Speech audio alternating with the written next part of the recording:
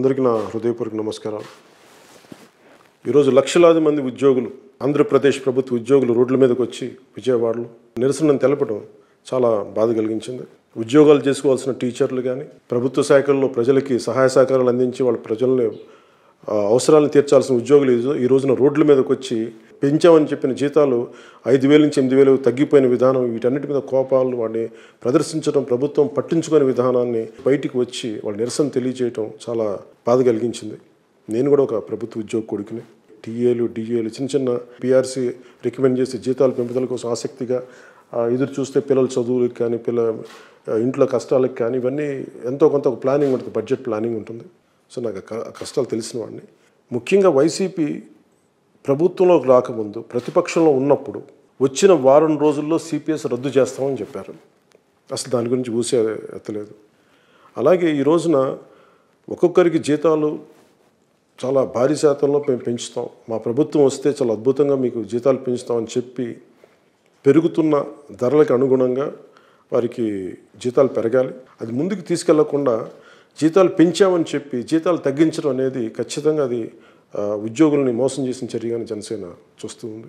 దీని గురించి ముందే మాట్లాడదాం అనుకుంటే ఆంధ్రప్రదేశ్ ఉద్యోగ సంఘాల నాయకులు ప్రభుత్వంతో చర్చలు జరిపి మేము వేరే రాజకీయ పార్టీలని మేము దీంట్లో భాగస్వామ్యం చేయదలుచుకోవట్లేదు, మేము వారి సహకారం మాకు అవసరం లేదు అని ఆ మాటలు విన్న తర్వాత నేను కూడా ఒక అడుగు వెనక్కి వేశాం.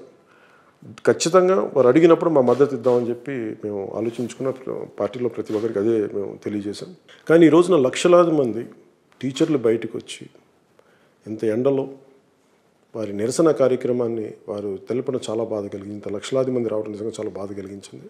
అలాగే ఎక్కడ బట్ట దాదాపు 200 పైచిలకు వ్యక్తులను అరెస్ట్ చేయడం నాకు ఇన్ఫర్మేషన్ ప్రకారం, అలాగే వాళ్ళ మీద కొంతమంది మీద లాఠీ చార్జ్ జరపడం, ఇవన్నీ చాలా బాధ కలిగించింది.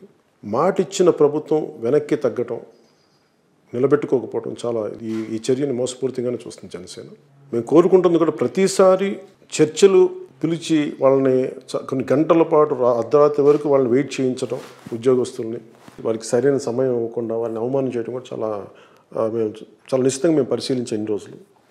ఈ జీతాలు తగ్గడానికి ముఖ్య కారణం 8 స్లాబ్ల్లో వచ్చే హెచ్ఆర్ఏ కేవలం 2 స్లాబ్లు కుదించడం వల్ల మాకు 5,000 నుంచి 8,000 రూపాయలు జీతం తగ్గిపోయిందని చెప్పి ఉద్యోగ సంఘాలు ఉద్యోగులు ప్రతి ఒక్కరు దీన్ని చెప్తా ఉన్నారు.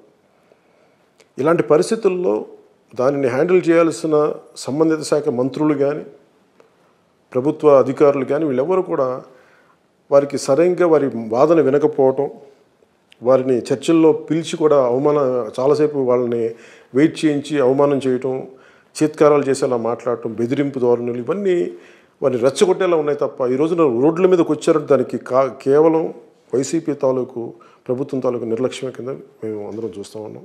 ఈరోజు కూడా మేము కోరుకుంటుంది పరిష్కరించే దిశగా ఒక సుహృద్భావ వాతావరణంలో ఈ చర్చలు జరగాలి. రోడ్ల మీద పడ్డ ఉద్యోగులు తిరిగి విధుల్లోకి వాళ్ళు రావాలని మనస్ఫూర్తిగా కోరుకుంటా ఉన్నాను. ప్రతిపక్షంలో ఉన్న వైసీపీ ఉద్యోగులకి ఎన్నో మాటలు చెప్పింది. గత ప్రభుత్వాల కంటే కూడా మేము ఇంకా ఎక్కువగా జీతాలు ఇస్తామని చెప్పారు. అలాగే సిపిఎస్ పెన్షన్ విధానం మేము వచ్చిన వారం రోజులు రద్దు చేస్తామని చెప్పారు. ఈ రోజున మళ్ళీ వాళ్ళు అదే నాయకులు మాట మార్చి ఆ రోజున మేము అనాలోచితంగా ఇచ్చేసాం, ఆలోచించకుండా ఇచ్చేసాం అని అంటుండే ఇది నమ్మశక్యంగా లేదు. అధికారంలోకి రావడానికేమో ఒక మాట, అధికారంలోకి వచ్చిన తర్వాత అసలు మేము ఆ రోజున ఇది పొరపాటును మేము చాలా అనాలోచితంగా అనేసాం మాట అని అంటే దీన్ని నమ్మశక్యంగా లేదు. ఎందుకంటే మీరు వంచి మోసం చేశారు ఉద్యోగులు. ఆంధ్రప్రదేశ్లో ఉన్న వైసీపీ రాజకీయ నాయకుల ఆదాయం చూస్తే 3 రెట్లు పెరిగింది. ఆంధ్రప్రదేశ్ ఉద్యోగులు జీతాలు దాదాపు 30% తగ్గిపోయాయి. వీళ్ళకి 3 రెట్లు పెరిగితే వీళ్ళకి 30% తగ్గిందనేది ప్రతి ఒక్కరు చెప్తా ఉన్నారు. దీని మీద వైసీపీ ప్రభుత్వం దృష్టి పెట్టాలి. వైసీపీ నాయకులు ఇప్పటికి కూడా మా విన్నపం, మీరు వాళ్ళని కించపరిచే మాటలు కానీ బెదిరించే మాటలు ఆపేసి వాళ్ళని చర్చలకు పిలవండి, వారి డిమాండ్స్ నెరవేర్చండి. అది మీరు ఫుల్ఫిల్ చేస్తామన్న మీరు ఇచ్చిన మాటను మీరు నిలబెట్టుకోండి.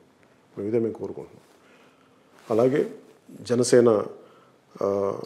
సైనికులకి, నాయకులకి, జనసేన పార్టీలో ఉన్న ప్రతి ఒక్కరికి పేరు పేరున మన సంపూర్ణ మద్దతు ఉద్యోగులకి, ఉద్యోగ సంఘాలకి తెలుపుదాం.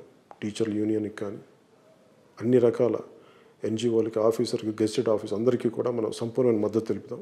వారు కోరుకున్నప్పుడు ఖచ్చితంగా ఈ ఉద్యమాన్ని మీరు కూడా పాల్గొనండి వాళ్ళు కోరుకున్నప్పుడు.